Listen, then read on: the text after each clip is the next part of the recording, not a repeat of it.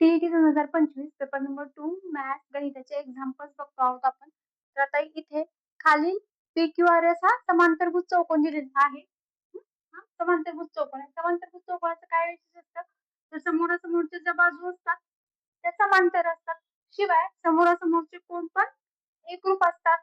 शिवाय अजून काय, तर जे लगतचे कोन असतात एका साईडचे ते असतात आंतरकोन असतात. म्हणजे या दोघांची बेरीज कोन पी आणि कोन एस ची बेरीज दोघांची बेरीज मिळून 180 अंश असते. तसंच कोन क्यू आणि आर ची बेरीज 180 अंश असते.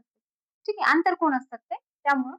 तर आता इथं काय दिलेलं आहे, किरण पी ए हा कोन क्यू पी एस चा कोन दुभाजक आहे. हा पी ए या कोणाचा कोन दुभाजक आहे आणि किरण एस ए हा या कोणाचा कोन पी एस आर चा कोन दुभाजक आहे असं सांगितलेलं आहे. तर आपल्याला या कोणाचं माप काढायचं आहे. ठीक आहे, या कोणाचं माप काढायचं, पी ए एस चं माप काढायचं आहे. तर आत्ताच मी तुम्हाला वैशिष्ट्य सांगितलं की कोन पी अधिक कोन एस बरोबर किती येतं, 180 अंश येतं.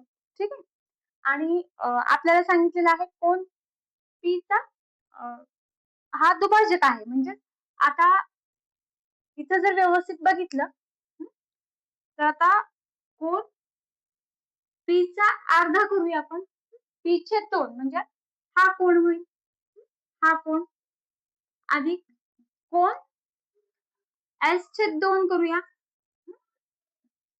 म्हणजेच हा कोन होईल.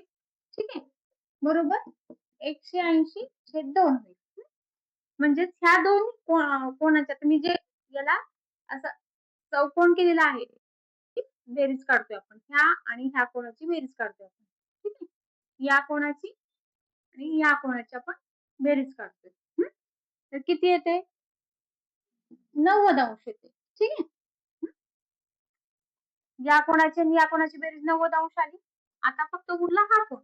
आता त्रिकोण पी ए एस मध्ये बघा, हा कोन आणि ह्या कोणाची बेरीज किती येईल, 90 अंश येईल. आणि तिन्ही कोणाची बेरीज किती असते, 180 अंश असते. ठीक आहे, या जर दोन्ही कोणाची बेरीज 90 अंश असते आणि तिन्ही मिळून कोणाची बेरीज किती असते, 180 अंश. मग दोन कोणांची बेरीज किती झाली, 90 अंश.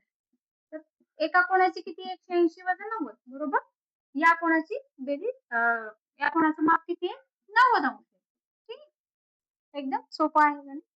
पर्याय क्रमांक 4. पुढचं एक्झाम्पल आहे, खालीलपैकी कोणत्या उदाहरणात व्यस्त चलन आहे ते सांगायचं आहे. आता इथे बघा, व्यक्तींची संख्या व त्यांना लागणारे अन्न. तर आता ज्यावेळेस व्यक्तींची संख्या वाढते त्यावेळेस त्यांना लागणारे अन्न पण वाढणार आहे. त्याच्यामुळे हे उदाहरण आहे समचलनाचे, त्याच्यामुळे हे येणार नाही.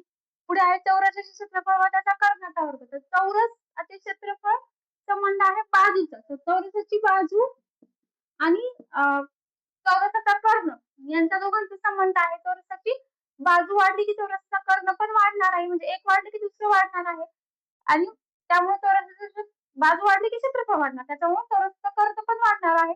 त्याच्यामुळे हे पण समचलन आहे. ठीक आहे, त्याच्यामुळे हे पण नाही येणार. पुढे आहे दिव्याच्या प्रकाशाची तीव्रता व त्याच्या अंतराचा वर्ग. तर दिव्याचा प्रकाश वाढला की त्याचा पुढचा जे अंतर आहे ते कमी होणार आहे. ठीक आहे, त्यामुळे हे व्यस्त चलनाचं उदाहरण आहे. आता खालचं जे आहे ते विद्युत रोधात वाहणारी विद्युतधारा, इलेक्ट्रिसिटी, आणि इलेक्ट्रिसिटी जर वाढली तर रोधात निर्माण होणारा रेजिस्टन्स.